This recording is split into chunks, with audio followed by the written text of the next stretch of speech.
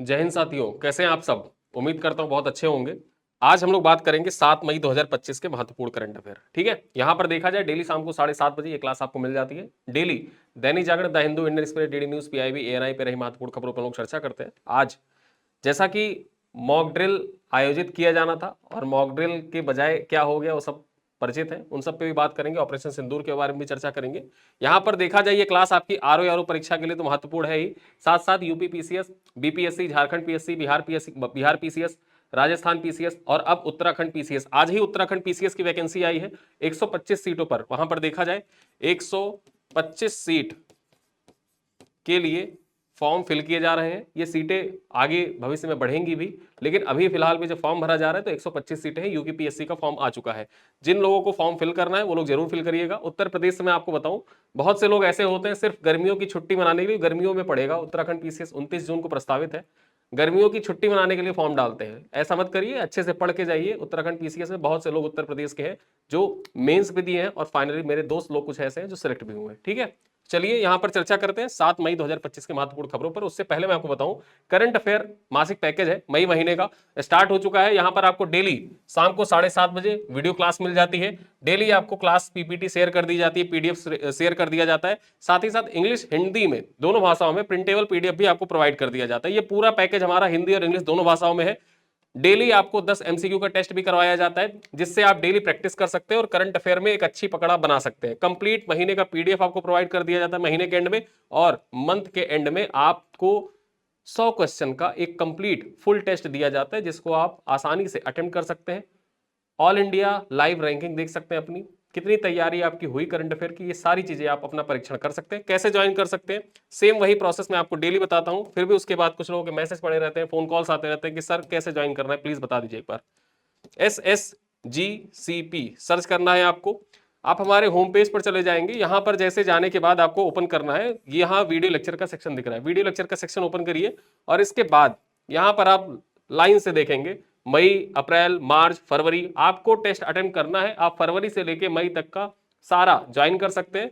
नाम मात्र का शुल्क है, सिर्फ 25 रुपए आपको पे करना होगा। आप पूरा करंट अफेयर का जितना टेस्ट है डेली, और उसके बाद में व्हाट्सएप कम्युनिटी में आपको ऐड कर दिया जाएगा, वहां से आप पीडीएफ वगैरह भी डाउनलोड कर सकते हैं। ठीक है, मई महीने का ओपन करिए।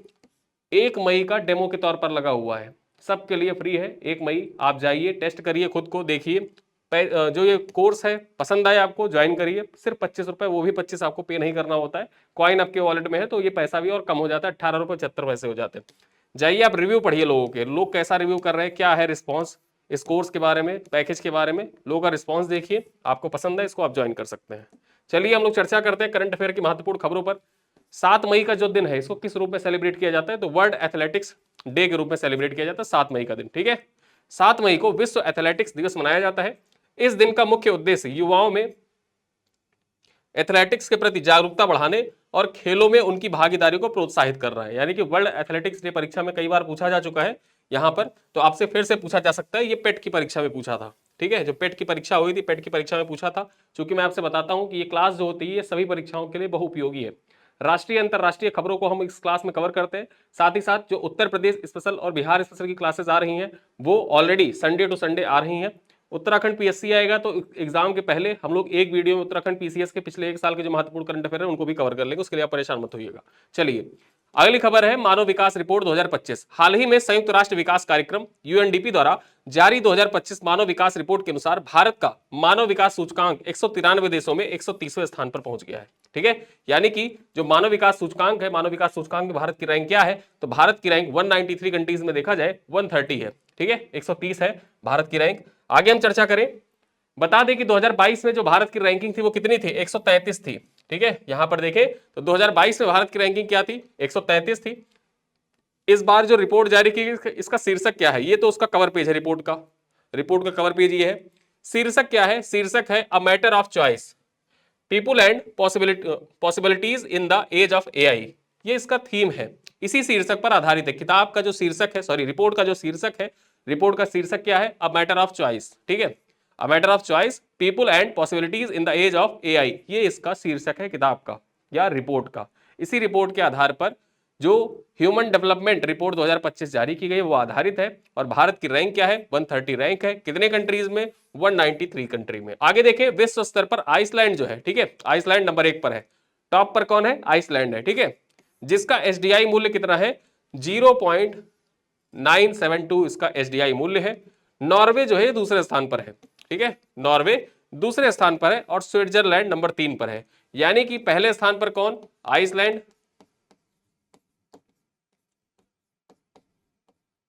Iceland number 1।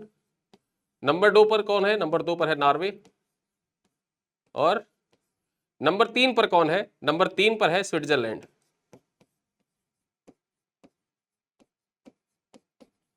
ठीक, नंबर 3 पर स्विट्जरलैंड। टॉप 3 तो आप याद ही रखिए, परीक्षाओं में आपसे अक्सर पूछ लेते हैं टॉप 3 के बारे में, ठीक है, तो यहां पर टॉप 3 को याद रखना। चलो आगे देखें, बता दें कि दक्षिण सूडान सबसे निचले 193वें स्थान पर है। तो यहां पर देखो, जब भी आप कोई रिपोर्ट इंडेक्स देख रहे हो तो अपने रिपोर्ट इंडेक्स पढ़ते टाइम कुछ चीजें आपको दिमाग में रखनी होती है, सिंपल सिंपल सी। सबसे पहली बात आपको यह देखना होता है कि रिपोर्ट किसके द्वारा जारी की जाती है, ठीक है, यूएनडीपी द्वारा जारी की गई। रिपोर्ट में भारत का स्थान क्या है? 130वां स्थान है। रिपोर्ट में शीर्ष स्थान पर कौन है? आइसलैंड है। टॉप 3 भी आप देख लीजिए, परीक्षा में अक्सर पूछ लेता है। टॉप 3 में पहले पे देखें आइसलैंड, दूसरे पे नॉर्वे और तीसरे पे कौन है? स्विट्जरलैंड है। अंतिम स्थान किसका है? अंतिम स्थान है दक्षिणी सूडान का, साउथ सूडान का। टोटल मेंबर कितने हैं जिनकी रिपोर्ट में टोटल मेंबर कितने हैं, कितने कंट्रीज को शामिल किया गया है? तो टोटल 193 कंट्री को शामिल किया गया। बस इतना ही चीज आपको रिपोर्ट में याद रखना होता है, ठीक है। और एचडीआई आपके परीक्षा के लिए मोस्ट इंपॉर्टेंट है, इसको आप मोस्ट इंपॉर्टेंट, एचडीआई से संबंधित सवाल जो है ये यूपीपीसीएस 2022 में पूछा जा चुका है। ह्यूमन डेवलपमेंट इंडेक्स के बारे में इकोनॉमी के सेक्शन में देखा जाए तो अब तक, ठीक है, मानव विकास सूचकांक के बारे में ही कम से कम 5 से 6 बार आप पीवाईक्यू उठाकर देखेंगे इकोनॉमी का, तो वहां पे जो बेसिक चीजें होती हैं, मतलब जो स्टैटिक पोर्शन है एसडीआई का, वहीं से 5 से 6 क्वेश्चन आए। करंट अफेयर में तो कई बार ये पूछा जाएगा, 3 से 4 बार करंट अफेयर में भी आ चुका है। तो ये मोस्ट इंपॉर्टेंट टॉपिक है आज के इस वीडियो का। चलिए आगे देखें, कर्नाटक सरकार ने शुरू की अनुसूचित जातियों की गणना। यहां पर देखा जाए, कर्नाटक जातिगत जनगणना जो है इसको भी आयोजित कर चुका है, ठीक है, कर्नाटक जो है जातिगत जनगणना आयोजित कर चुका है। अब केंद्र सरकार ने जहां जातिगत जनगणना करने का निर्णय लिया है, वहीं पर देखा जाए कर्नाटक सरकार क्या कर रही है, अब ये अनुसूचित जातियां जो होती है उनकी गणना कर रही है।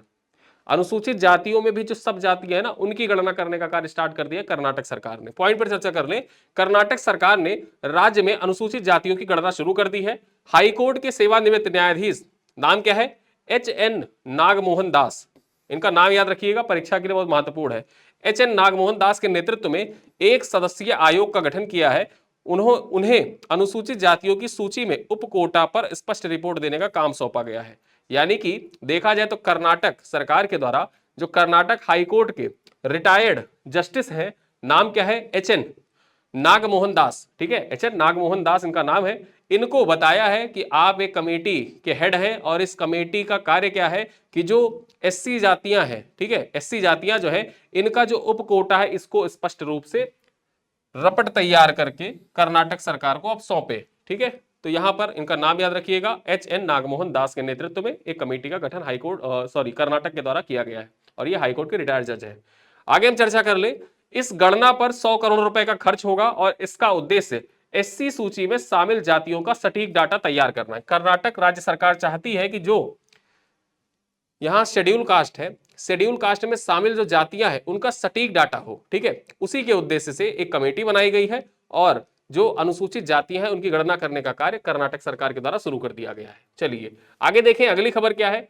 एडीबी की वार्षिक बैठक में भारत का प्रतिनिधित्व किसके द्वारा किया गया? निर्मला सीतारमण के द्वारा किया गया। पॉइंट पर चर्चा कर ले, केंद्रीय मंत्री निर्मला सीतारमण ने 4 से 7 मई 2025 तक इटली के मिलान में आयोजित एडीबी की वार्षिक बैठक में भारत का प्रतिनिधित्व किया। केंद्रीय मंत्री इटली, जापान, भूटान के वित्त मंत्रियों के साथ अन्य अंतरराष्ट्रीय संगठनों के प्रमुख के साथ द्विपक्षीय वार्ता में इन्होंने हिस्सा लिया। और साथ ही साथ देखा जाए तो केंद्रीय मंत्री मिलान के बोकोनी विश्वविद्यालय, कौन सा विश्वविद्यालय है? यहां इटली में पड़ता है मिलान, ठीक है, इटली में पड़ता है मिलान। जॉर्जिया मेलोनी यहां की प्रधानमंत्री हैं और देखा जाए तो मिलान में ही पड़ता है बोकोनी विश्वविद्यालय, यही बोकोनी विश्वविद्यालय है। यहीं पर आर्थिक और जलवायु लचीलेपन पर संतुलन, एक इस विषय पर एक पूर्ण सत्र को भी संबोधित किया। किसके द्वारा संबोधित किया गया है? तो केंद्रीय मंत्री निर्मला सीतारमण के द्वारा संबोधित किया गया है। और ये बोकनी विश्वविद्यालय जो है ये कहां पर अवस्थित है? ये मिलान शहर में अवस्थित है। और यहीं पर आर्थिक और जलवायु लचीलेपन में संतुलन विषय पर एक पूर्ण सत्र को भी संबोधित किया। ठीक है, को भी संबोधित किया। चलो आगे चर्चा करें। मीट इन इंडिया कॉन्क्लेव का आयोजन, मीट इन इंडिया कॉन्क्लेव का आयोजन किया गया है। आपके परीक्षा के दृष्टिकोण से महत्वपूर्ण है क्योंकि इसका आयोजन केंद्रीय पर्यटन मंत्रालय, पर्यटन विभाग राजस्थान सरकार के द्वारा और उसके बाद देखा जाए तो फिक्की के द्वारा इसका आयोजन किया गया। इस वजह से इंपॉर्टेंट हो जाता है। चर्चा कर लेते हैं। केंद्रीय पर्यटन मंत्रालय द्वारा पर्यटन विभाग राजस्थान सरकार और federation of Indian chambers of commerce and industry, जिसको आप शॉर्ट में फिक्की कहते हैं, ठीक है, जिसको आप शॉर्ट में फिक्की कहते हैं, इसी के सहयोग से 14वें ग्रेट इंडियन ट्रेवल बाजार के अवसर पर 4 मई 2025 को राजस्थान के जयपुर में मीट इन इंडिया कॉन्क्लेव का आयोजन किया गया। परीक्षा में आपसे डायरेक्टली क्या पूछेगा? मीट इन इंडिया कॉन्क्लेव का आयोजन किसके द्वारा किया गया या मीट इन इंडिया कॉन्क्लेव का आयोजन कहां पर किया गया? तो 2 पॉइंट याद रखिएगा कि जो मीट इन इंडिया कॉन्क्लेव है इसका आयोजन जयपुर शहर में किया गया राजस्थान में। किसके द्वारा किया गया? तो यहां पर देखा जाए केंद्रीय पर्यटन मंत्रालय, साथ ही साथ जो पर्यटन विभाग राजस्थान सरकार का है और फिक्की के द्वारा मिलकर इसका आयोजन किया गया था। तो ये आपके परीक्षा के दृष्टिकोण से देखा जाए तो इंपॉर्टेंट हो जाता है, महत्वपूर्ण हो जाता है। ठीक है, स्टार बना के रखिएगा, एग्जाम में पूछा जा सकता है। और ऐसे मीट और कॉन्क्लेव जो होते हैं उनसे संबंधित सवाल यूपीपीसीएस 2024 की परीक्षा में आपने देखा हुआ है, पूछेगा। चलो आगे देखें। केंद्र सरकार की ग्रीन क्रेडिट प्रोग्राम के तहत उत्तर प्रदेश के 31 वन प्रभाग चिन्हित किए गए हैं। ठीक है, यहां पर देखा जाए जो ग्रीन क्रेडिट प्रोग्राम है ये केंद्र सरकार का है और इसके तहत उत्तर प्रदेश के 31 वन प्रभागों को चिन्हित किया गया है। यहां पर क्या होगा कि जो कॉर्पोरेट कंपनियां होती हैं वो इन 31 वन प्रभागों में हरियाली फैलाने का काम करेंगी, हरियाली फैलाएंगी, हरित क्षेत्र का निर्माण करेंगी, पेड़ पौधे लगाएंगे। और उसके बाद होगा क्या कि इन कंपनियों को ग्रीन क्रेडिट दे दिया जाएगा। ठीक है, जिससे भविष्य में उनको बहुत से फायदे मिलेंगे। चलिए चर्चा कर लेते हैं। उत्तर प्रदेश सरकार ने ग्रीन क्रेडिट प्रोग्राम के तहत पहले चरण में 31 वन प्रभागों में 884 हेक्टेयर भूमि को हरियाली के लिए चिन्हित किया है। 31 वन प्रभाग के अंतर्गत कितना भूमि? 884 हेक्टेयर भूमि जो है इसको हरियाली के लिए उत्तर प्रदेश सरकार के द्वारा चिन्हित किया गया है। निजी क्षेत्र की कंपनियां इन साइटों को अपनाकर हरियाली कर सकती हैं और ग्रीन क्रेडिट प्राप्त कर सकती हैं। एनटीपीसी सोनभद्र और नार्दन कोल्ड फील्ड ने इस योजना के तहत वन विभाग को कितना 50.57 लाख रुपए दिए हैं। ग्रीन क्रेडिट जो योजना है उसके लिए एनटीपीसी सोनभद्र और नार्दन कोल्ड फील्ड ने 50.57 लाख रुपए दिए हैं। ठीक है, किसको? वन विभाग को। ग्रीन क्रेडिट प्रोग्राम के तहत कोई भी व्यक्ति या संस्था क्षारित भूमि जैसे खुले जंगल, झाड़ीदार भूमि, बंजर भूमि, जल ग्रहण क्षेत्र पर पौधारोपण कर सकती है और ग्रीन क्रेडिट कमा सकती है। ठीक है, जैसे कार्बन क्रेडिट होता है कि कार्बन क्रेडिट आप ले लीजिए, फिर एक टाइम बाद जब आप कार्बन का उत्सर्जन कर रहे हैं तो आपके ऊपर कोई चार्ज वगैरह नहीं लगाया जाएगा, वैसे ही है ये। ठीक है, आगे देखें।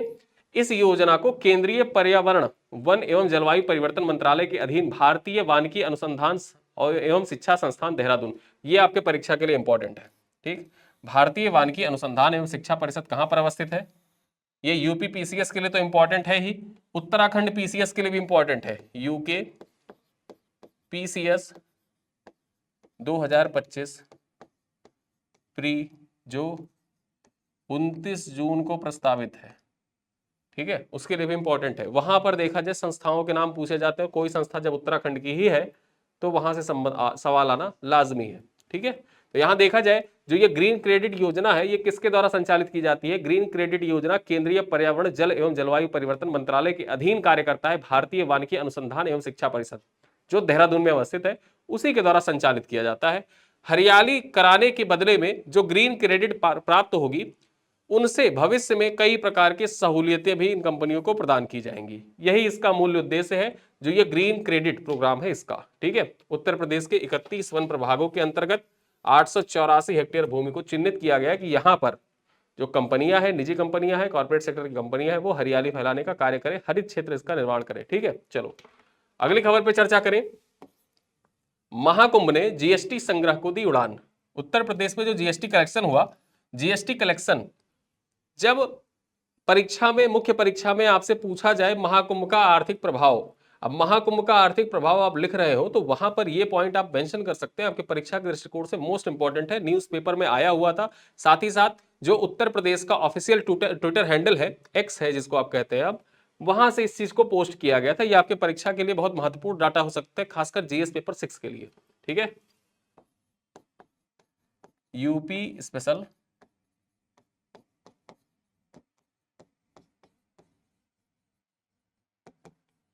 जीएस पेपर 6 आपको, जैसे बहुत से लोगों को मैं देखता हूं, अक्सर उनका फोन कॉल्स आता है, ये मिलते हैं, तो वो ये कहते हैं कि सर जीएस पेपर 6 का जो मेंस का पेपर है उसके लिए डाटा फैक्ट कहाँ से तैयार करें। डाटा फैक्ट के लिए आपको कहीं भटकने की आवश्यकता नहीं है। कोचिंग संस्थान या टेलीग्राम चैनल वाले क्या करते हैं, कुछ नहीं करते, सिंपल सा जो ऑफिशियल ट्विटर हैंडल है उसको फॉलो करते हैं, वहां से जो इंपॉर्टेंट क्रैक्स है उसको निकालते हैं, फिर वो अच्छे दामों में आपको भेज देते हैं। आपको कहीं भटकने की आवश्यकता नहीं। जो आपके पास नोट्स हैं उन नोट्स को अपडेट करने की आवश्यकता है। अपडेट कैसे करेंगे, आप के फोन में अगर आप ट्विटर नहीं चलाते हैं तो इंस्टॉल कर सकते हैं, कोई समस्या नहीं है। इंस्टॉल करिए, जो ऑफिशियल ट्विटर हैंडल है उनको फॉलो कर लीजिए, जैसे उत्तर प्रदेश सरकार की जो वेबसाइट है, ठीक है, आईडी है, उनको फॉलो कर लीजिए। पीआईबी इंडिया है, पीआईबी फैक्ट चेक है, इनको सबको आप फॉलो कर सकते हैं। ठीक है, यूपी गॉव है, माई गॉव है, ठीक है, आकाशवाणी है, इन सब चीज़ों को फॉलो कर लीजिए। अच्छे अच्छे कंटेंट यहाँ पे जो डेली के अपडेट्स होते हैं या जो भी चीज़ें आप अपडेट कर सकते हैं अपने नोट्स में, फैक्ट बुक में, वो सारी चीज़ें आपको यहाँ पर मिल जाती हैं। ठीक, तो इसी वजह से इधर उधर भटकने से अच्छा जो ऑफिशियल सोर्स है वहां से आपको कलेक्शन, डाटा का कलेक्शन खुद ही मिल जाएगा। आपने टॉपर्स को हमेशा देखा होगा, टॉपर्स कहते हैं हमने अपना डाटा कलेक्शन जो था वो खुद से बनाया। ठीक, तो आपको आर्थिक मतलब किसी भी चीज के लिए जो आर्थिक परिदृश्य से संबंधित डाटा होता है उसके लिए भटकने की आवश्यकता नहीं है। जो गवर्नमेंट की वेबसाइट पर दे रखा है वो डाटा आपके लिए पर्याप्त है। ठीक, और यहाँ पर मैं आपको तो प्रोवाइड करता ही करता हूँ। चलिए, महाकुंभ के चलते ही विभाग, ठीक है, जो जीएसटी कलेक्शन विभाग है, इसने प्रयागराज में राजस्व संग्रह में बड़ी छलांग लगाते हुए अप्रैल 2025 में 43.38% की वृद्धि दर्ज की है। इसी के साथ देखा जाए तो 409.35 करोड़ की टैक्स जमा कराकर प्रयागराज ने वृद्धि दर में प्रदेश के दूसरे बड़े राजस्व जिलों को पीछे छोड़ दिया। देखा जाए पहले जहां पर जीएसटी कलेक्शन में प्रयागराज का स्थान टॉप 10 में केवल जगह बना पाता था, इस बार प्रयागराज महाकुंभ की वजह से सेकंड रैंक पर आया। और फर्स्ट रैंक पर कौन रहा, फर्स्ट रैंक पर रहा मेरठ। जीएसटी कलेक्शन में मेरठ जो था वो फर्स्ट रैंक पर रहा, टॉप पर रहा। प्रयागराज का कौन सा स्थान रहा, प्रयागराज का दूसरा स्थान रहा। चर्चा कर लेते हैं। प्रयागराज इस बार प्रदेश में दूसरे स्थान पर है, जो कि कीर्तिमान है एक प्रयागराज के लिए। खास बात यह है कि प्रदेश में पहला स्थान पाने वाला मेरठ 43.58% महज 0.20% के अंतर से ही आगे है प्रयागराज से। ठीक है, यानी कि 0.20% जो जीएसटी कलेक्शन है वो ज्यादा हुआ है मेरठ में, इसी वजह से मेरठ आगे है। वरना महाकुंभ की वजह से जो जीएसटी कलेक्शन हुआ है प्रयागराज में सबसे ज्यादा हो जाता। ठीक, तो ये पॉइंट याद रखिएगा, जब भी आप जो महाकुंभ है उसका आर्थिक प्रभाव लिखें उसमें जीएसटी कलेक्शन वाला पॉइंट आप ऐड कर दीजिएगा। चलिए आगे देखें, गैलेक्स 2025। गैलेक्स 2025 आपके परीक्षा के लिए बहुत महत्वपूर्ण है। कोई भी ऐसा कॉन्फ्रेंस जो होता है, इसरो या अंतरराष्ट्रीय संगठन जो है एस्ट्रोनॉमिकल यूनिट्स हैं उनके द्वारा आयोजित किया जाए तो वो आपके परीक्षा के लिए महत्वपूर्ण हो जाता है। अंतरिक्ष प्रौद्योगिकी के लिए इंपॉर्टेंट है। यहां पर चर्चा कर लेते हैं global conference on space exploration, जिसको आप शॉर्ट में गैलेक्स कहते हैं। गैलेक्स का पूर्ण रूप क्या है, global conference on space exploration. इसका आयोजन 7 से 9 मई 2025 को नई दिल्ली भारत मंडपम में किया जाएगा। ठीक है, नई दिल्ली के भारत मंडपम में इसका आयोजन किया जाएगा। ठीक, आगे हम चर्चा कर ले। इंटरनेशनल एस्ट्रोनॉटिकल फेडरेशन द्वारा आयोजित 3 दिवसीय वैश्विक शिखर सम्मेलन, जिसका विषय क्या है, इसका थीम क्या है, थीम है नई दुनिया तक पहुंचना, एक अंतरिक्ष अन्वेषण पुनर्जागरण। ठीक है, एक अंतरिक्ष अन्वेषण पुनर्जागरण, reaching for new worlds a space exploration renaissance, इसका थीम है। ये थीम याद रखिएगा, आपके परीक्षा के दृष्टिकोण से बहुत महत्वपूर्ण है। भारत मंडपम नई दिल्ली में गैलेक्स 2025 का आयोजन किया गया। किसके द्वारा आयोजन किया गया है, किसके जो आयोजन हो रहा है, वैसे तो होस्ट के रूप में इसरो भी है, लेकिन मुख्य आयोजन जो है किसके द्वारा किया जा रहा है, इंटरनेशनल एस्ट्रोनॉटिकल फेडरेशन के द्वारा इसका आयोजन किया जा रहा है। इसका उद्घाटन केंद्रीय विज्ञान और प्रौद्योगिकी राज्य मंत्री स्वतंत्र प्रभार जितेंद्र सिंह के द्वारा किया गया है। गैलेक्स 2025 का उद्देश्य क्या है, तो इसका उद्देश्य अंतरिक्ष अन्वेषण की इच्छा रखने वाले सभी देशों के बीच कार्यक्रम संबंधी, तकनीकी और नीतिगत जानकारी, साथ ही सहयोगी समाधान, चुनौतियां, सीखे गए सबक और आगे के रास्तों को साझा करने को प्रोत्साहित कर रहा है। बेसिकली ये एक ऐसा मंच प्रदान करेगा जहां पर जो लोग एक्सप्लोर करना चाहते हैं, अंतरिक्ष का अन्वेषण करना चाहते हैं, रिसर्च करना चाहते हैं, उनके लिए साझा मंच होगा। दूसरे देश जो एक्सप्लोर कर रहे हैं या उनकी जो प्रगति हुई है उस प्रगति को यहां पर बताएंगे, और जो करना चाहते हैं भविष्य में एक्सप्लोर, वो सीख पाएंगे कि हमको क्या क्या चीजें करनी है और क्या चीजें नहीं करनी है। उन सब चीजों को यहां पर सीखा जा सकता है। चलिए अगली खबर देखें। भारत के पहले ट्रांसमीडिया शहर क्रिएटर लैंड के लिए समझौता। ट्रांसमीडिया शहर क्रिएटर लैंड के लिए समझौता हुआ है। पॉइंट पर चर्चा कर ले। आंध्र प्रदेश के मुख्यमंत्री एन चंद्रबाबू नायडू ने एक अभूतपूर्व कदम उठाते हुए भारत के पहले ट्रांसमीडिया मनोरंजन शहर क्रिएटर लैंड का शुभारंभ की घोषणा की है। देखा जाए जो क्रिएटर लैंड है, क्रिएटर लैंड कहां पर बनेगा? ये क्रिएटर लैंड बनेगा आंध्र प्रदेश में। कहां पर? आंध्र प्रदेश में। अब जैसा कि आप सब जानते हैं, वर्ल्ड ऑडियो विजुअल समिट जो था, ठीक है, वर्ल्ड ऑडियो विजुअल वेव्स 2025 चर्चा में रहा, पिछले 4 महीनों से चर्चा में रहा है। जैसा कि मैंने आपको जनवरी में जब मैंने करंट अफेयर पढ़ाना स्टार्ट किया था, 2 जनवरी के करंट अफेयर में मैंने आपको बताया था कि वेव्स 2025 का आयोजन फरवरी माह में किया जाएगा, लेकिन किन्हीं कारणों से वो फरवरी माह में हुआ नहीं। 1 से लेकर 4 मई के बीच में प्रस्तावित था, मुंबई में इसका आयोजन किया गया, और मुंबई में आयोजन होने के बाद उसका उद्घाटन किसके द्वारा किया गया? पीएम मोदी के द्वारा किया गया। बहुत देखा जाए विश्व स्तर पर ये सबसे बड़ा जो ऑडियो विजुअल समिट था वो हो रहा था, पहली बार भारत में आयोजित हो रहा था, पहला ही समिट था, ठीक है, उस दृष्टिकोण से इंपॉर्टेंट था। तो उससे संबंधित जो भी ऐसे इवेंट्स हैं, जो भी ऐसे न्यूज हैं, वो आपकी परीक्षा के लिए इंपॉर्टेंट हो जाती है, चर्चा कर लेते हैं। तो यहां पर मुख्यमंत्री एन चंद्रबाबू नायडू के द्वारा जो पहला ट्रांस मीडिया मनोरंजन शहर क्रिएटर लैंड है, इसके बनाने की घोषणा की गई, और ये कहां पर बनेगा? ये आंध्र प्रदेश में बनेगा। इसके लिए एक समझौते ज्ञापन पर हस्ताक्षर भी किया गया है। चर्चा कर ले। मुंबई में वेब्स शिखर सम्मेलन में एक समझौते ज्ञापन के माध्यम से हस्ताक्षरित 10,000 करोड़ के इस पहल में 25,000 नौकरियां पैदा होने तथा अमरावती को रचनात्मक उद्योग एवं डिजिटल नवाचार के लिए एक वैश्विक केंद्र में बदलने का अनुमान है। बेसिकली जो क्रिएटर लैंड बनेगा ये आंध्र प्रदेश के अंदर अमरावती में बनाया जाएगा, ठीक है, और इसके लिए समझौते ज्ञापन पर हस्ताक्षर जो हुआ है वेब्स 2025 के दौरान किया गया है। चलिए अगली खबर पर चर्चा करें। जर्मनी के चांसलर बने फ्रेडरिक मर्ज, ठीक है, फ्रेडरिक मर्ज जो है ये जर्मनी के चांसलर बन गए हैं। आपके परीक्षा के लिए ऐसे नियुक्तियां जो होती हैं, राष्ट्रीय अंतरराष्ट्रीय नियुक्तियां, वो आपके एग्जाम के लिए इंपॉर्टेंट है। जैसे अभी सिंगापुर के राष्ट्रपति चेंज हुए हैं, ठीक है, सिंगापुर के राष्ट्रपति दोबारा से बन गए हैं। वैसे एंथनी एल्बनीज जो थे वो राष्ट्रपति बने, और अब यहाँ पर देखा जाए जो फ्रेडरिक मर्ज है ये वापस से यहाँ पर देखा जाए चांसलर हो गए हैं, ठीक है, चांसलर बन गए हैं जर्मनी के। तो ये सारी नियुक्तियां जो है वो आपके परीक्षा के दृष्टिकोण से इंपॉर्टेंट है। सेम वैसे ही कनाडा में, कनाडा के जो पीएम है, चलिए, जर्मनी की संसद में 6 मई को दूसरे दौर के मतदान में जीत दर्ज करके फ्रेडरिक मर्ज देश के चांसलर बन गए। यहां पर एक पॉइंट याद रखिएगा, इन्होंने जो जीत दर्ज की है अपनी, वो दूसरे दौर में दर्ज की है। पहले राउंड की जो सेकंड राउंड था, सेकंड राउंड के बाद ये जीते हैं। फर्स्ट राउंड में ये चुनाव हार गए थे या बहुमत नहीं प्राप्त कर पाए थे, हारे नहीं थे लेकिन बहुमत नहीं प्राप्त कर पाए थे, ठीक है। और देखा जाए ये अब जो जर्मनी है, जर्मनी की ये 10वें चांसलर बनेंगे, जर्मनी के 10वें चांसलर ये बन जाएंगे फ्रेडरिक मर्ज। शपथ ग्रहण इनका चल रहा है। आगे देखें, साथ ही वह द्वितीय विश्व युद्ध के बाद पहले दौर का मतदान में हारने वाले पहले चांसलर बन गए। यानी कि देखा जाए, जो मैंने आपको बताया कि पहले दौर का जो मतदान था वो हार गए। अभी तक क्या हुआ था, द्वितीय विश्व युद्ध के बाद में जितने भी चांसलर हुए हैं वो पहले जो पहला दौर का वोटिंग होता था, पहले दौर की वोटिंग होने के बाद जो काउंटिंग होती थी उसी काउंटिंग में जीत जाते थे। लेकिन जो फ्रेडरिक मर्ज है ये पहले दौर की जो काउंटिंग हुई उस काउंटिंग में हार गए, और द्वितीय विश्व युद्ध के बाद में देखा जाए जर्मनी में ऐसे पहले चांसलर बने हैं जो पहले दौर का जो मतदान था, मतलब सॉरी जो काउंटिंग था, उस काउंटिंग में चुनाव हार गए। और दूसरी बार में जब दूसरी बार काउंटिंग हुई, सेकंड राउंड हुआ, तो सेकंड राउंड में दूसरे दौर में ये चुनाव जीते हैं, ठीक है। तो इस प्रकार देखा जाए ये जर्मनी के 10वें चांसलर हैं, और द्वितीय विश्व युद्ध के बाद प्रथम दौर का मतदान है उसमें हारने वाले पहले चांसलर भी हैं, ठीक है। चलो आगे चर्चा करें। गगनयान के लिए रिकवरी पैरासूट सिस्टम विकसित किया गया है।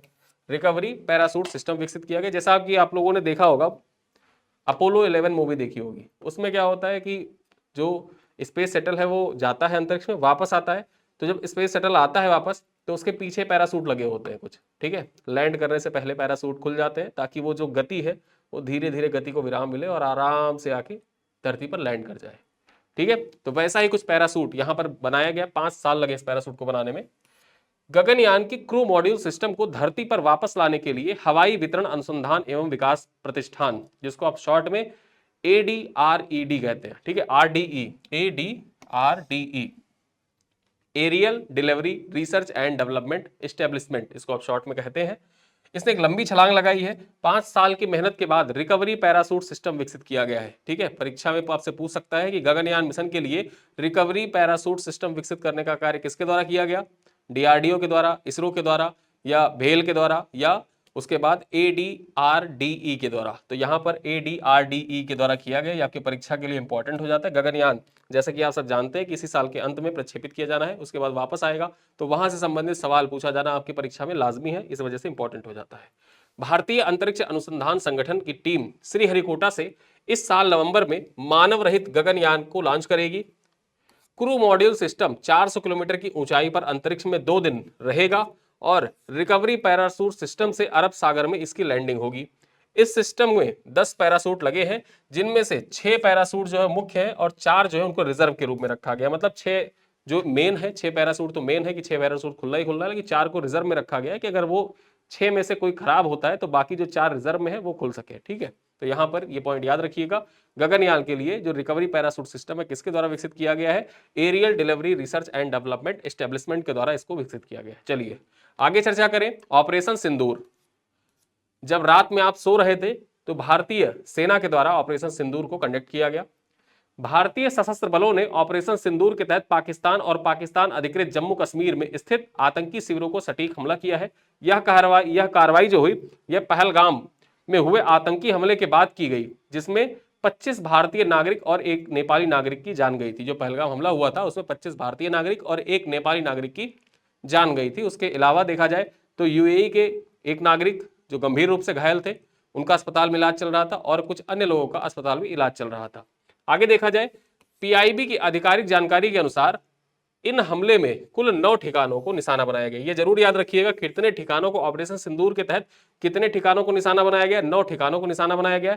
कब यह ऑपरेशन लॉन्च किया गया था, 7 मई की रात को लॉन्च किया गया था। इंपॉर्टेंट क्यों हो जाता है ये, बालाकोट याद होगा आप लोगों को, बालाकोट का डेट पूछ लिया था एग्जाम में। बालाकोट एयर स्ट्राइक जब हुई थी उसका डेट पूछ लिया था, तो एग्जैक्ट डेट याद रखना 7 मई के दिन। और 7 मई का दिन जो होता है इसी दिन विश्व एथलेटिक्स दिवस भी मनाया जाता है, इस वजह से विश्व एथलेटिक्स दिवस भी याद रखना, ठीक है। चलो देखा जाए यहां पर जिनके बारे में माना जाता है कि वे भारत के खिलाफ हमले की योजना और कार्यान्वयन में सक्रिय भूमिका निभा रहे थे। इन 9 ठिकानों में कुछ प्रमुख कौन कौन से शामिल हैं, कुछ प्रमुख ठिकाने देख लीजिए। मुजफ्फराबाद जो POK के पास अवस्थित लश्कर तैयबा का पूर्व बेस है। बहावलपुर पंजाब प्रांत पाकिस्तान में स्थित जैसे मोहम्मद से जुड़ा एक मदरसा है। और कोटली में स्थित एक प्रमुख घुसपैठ का केंद्र, जहां से घुसपैठियों को भारत में एंट्री कराने का प्रयास किया जाता था। तो यहां पर ये कुछ प्रमुख केंद्र हैं, 2-3, 9 केंद्रों को ठिकाना बनाया गया है, 9 केंद्रों को निशाना बनाया गया है, स्ट्राइक किया गया यहाँ पर, जिनमें से 3 के बारे में मैंने आपको बता दिया। देखा जाए तो जैसे मोहम्मद का जो सरगना है मसूद अजहर के 10 करीबी रिश्तेदारों की इस अटैक में जो ये स्ट्राइक किया गया, उस स्ट्राइक में उसके 10 करीबी रिश्तेदारों को ऊपर भेज दिया गया, ठीक है। चलिए आगे देखा जाए, सरकार ने स्पष्ट किया है कि किसी भी पाकिस्तानी सैन्य प्रतिष्ठान को निशाना नहीं बनाया गया है और यह कार्रवाई पूरी तरीके से संयमित, केंद्रित और गैर उकसावे वाली है, ठीक है। यहां पर देखा जाए गैर उकसावे वाली, यानी कि भारत सरकार का कहना है कि भारत सरकार के द्वारा जो मिलिट्री एस्टेब्लिशमेंट है उसके किसी भी हिस्से को नहीं टच किया गया है। जो आतंकवादी क्षेत्र थे उन्हीं को केवल टच किया गया है और अब ये गैर उकसावे वाली नीति के तहत किया गया था। इस वजह से पाकिस्तान को बहुत ज्यादा उकसावे वाले नीति में नहीं आना चाहिए, ठीक है। तो ये सारी बातें हैं। चलिए अंतिम खबर क्या है, अंगोला जो है ये इंटरनेशनल सोलर अलायंस में शामिल हो गया है। पॉइंट पर चर्चा कर ले। जैसा कि आप सब जानते हैं कि अंगोला के जो राष्ट्रपति थे वो भारत की यात्रा पर आए हुए थे। 38 साल के बाद में देखा जाए 40 साल सेलिब्रेट किया जा रहा है अंगोला के साथ जो राजनयिक संबंध है उसके 2025 में, और 38 सालों के बाद अंगोला का कोई राष्ट्रपति है जो भारत आया हुआ था, ठीक है। चर्चा कर लेते हैं पॉइंट पर। भारत और अंगोला के बीच द्विपक्षीय संबंधों को सुदृढ़ करने की दिशा में एक महत्वपूर्ण कदम उठाते हुए अंगोला के राष्ट्रपति जोआओ लोरेंको ने मई 2025 में भारत की राजकीय यात्रा पूरी की। ये कितने सालों बाद राजकीय यात्रा हुई थी, 38 साल बाद हुई थी। और हम अंगोला के साथ राजनयिक संबंधों के कितने साल सेलिब्रेट कर रहे हैं? 40 साल सेलिब्रेट कर रहे हैं। इसको मैं आपको पहले ही बता चुका हूं। आगे देखा जाए, इस यात्रा के दौरान आयुर्वेद, कृषि, संस्कृति के क्षेत्र में कई महत्वपूर्ण समझौते हस्ताक्षरित किए गए। साथ ही साथ अंगोला के रक्षा क्षेत्र में 200 मिलियन अमेरिकी डॉलर की ऋण सहायता, लाइन ऑफ क्रेडिट की मंजूरी भी भारत के द्वारा प्रदान की गई है। आगे हम चर्चा करें, अंगोला ने अंतरराष्ट्रीय सोलर गठबंधन यानी कि इंटरनेशनल सोलर अलायंस की सदस्यता लेकर इस क्षेत्र में भारत के नेतृत्व को और मजबूती दी है। ASI ISA international solar alliance का 123वां सदस्य बन गया है अंगोला। याद रखना कि अंगोला जो है ये इंटरनेशनल सोलर अलायंस का कौन सा सदस्य बना है? 123वां सदस्य बना है। ठीक है, ये पॉइंट याद रखना, 123वां सदस्य है अंगोला। चलो, अब आज के इसी स्लाइड पर आधारित कुछ महत्वपूर्ण खबरें हैं, उन्हीं खबरों पर रही कुछ प्रश्न हैं, प्रश्नों से आपसे पूछा गया है। इन प्रश्नों का उत्तर आप कमेंट बॉक्स में दीजिएगा। चलिए, प्रश्न संख्या 1 है, कर्नाटक सरकार द्वारा अनुसूचित जातियों की गणना किसके नेतृत्व में शुरू की गई है? मतलब कमेटी के हेड कौन है? Justice AK Sikri, justice HN Nagmohan Das, UU Lalit, MN Venkatachaliah. 4 option है, चारों ऑप्शन में कौन से जज सही है आपको बताना है। क्वेश्चन नंबर 2 है, ADB की 2025 वार्षिक बैठक कहां आयोजित की गई जिसमें भारत की ओर से निर्मला सीतारमण ने भाग लिया? यानी कि निर्मला सीतारमण ने प्रतिनिधित्व किया था। टोक्यो, मिलान, सिंगापुर या न्यूयॉर्क, कहां पर आयोजित किया गया? बताइए आप कमेंट बॉक्स में। क्वेश्चन नंबर 3 है, मीट इन इंडिया कॉन्क्लेव 2025 का आयोजन किस शहर में हुआ? मैंने आपको पहले बताया, ऐसे सवाल डायरेक्टली आपसे पूछे जाते हैं। ठीक है, वन लाइनर सवाल होते हैं, डायरेक्ट आपसे परीक्षा में पूछे जाते हैं। खासकर यूके PSC BPSC वाले ध्यान दें, उत्तराखंड PCS में और बिहार PCS में ऐसे ही सवाल पूछे जाते हैं। ठीक, यूपी PCS ने थोड़ा सा ट्रेंड चेंज किया है, लेकिन वो भी अभी ऐसे सवाल पूछता है। उदयपुर, जयपुर, जोधपुर या अजमेर, कौन सा शहर है जहां पर मीट इन इंडिया कॉन्क्लेव 2025 का आयोजन किया गया? क्वेश्चन नंबर 4 है, गैलेक्स 2025 सम्मेलन का विषय क्या था? थीम क्या था? Sustainable earth exploration, reaching the new world, space exploration renaissance. C option है space and sustainability, D option है ग्लोबल स्पेस कॉर्पोरेशन। तो ग्लोबल स्पेस कॉर्पोरेशन या कौन सा ऑप्शन सही है चारों में से आपको बताना है। चारों ऑप्शन में से कौन सा उत्तर सही है कमेंट बताइएगा। 5वां प्रश्न है, भारत का पहला ट्रांसमीडिया शहर क्रिएटर लैंड किस राज्य में स्थापित किया जाएगा? महाराष्ट्र, तेलंगाना, आंध्र प्रदेश या कर्नाटक। क्वेश्चन नंबर 6 है, मानव विकास सूचकांक 2025 के अनुसार भारत की SDI रैंक क्या है? ये आपके परीक्षा के लिए मोस्ट इंपॉर्टेंट है। 125, 130, 133 या 137, कौन सी रैंक है ये आप कमेंट करके बताइएगा। और हमारे चैनल को आप सब्सक्राइब करिएगा। वीडियो पसंद आया करे तो अपने दोस्तों के साथ साझा जरूर किया करिए, वीडियो को लाइक करिए। पूछे गए सवालों का उत्तर कमेंट बॉक्स में जरूर लिखा करिए। और इसी के साथ इस वीडियो को मैं यहीं पर समाप्त करता हूं। मिलते हैं अगले वीडियो में, तब तक के लिए धन्यवाद।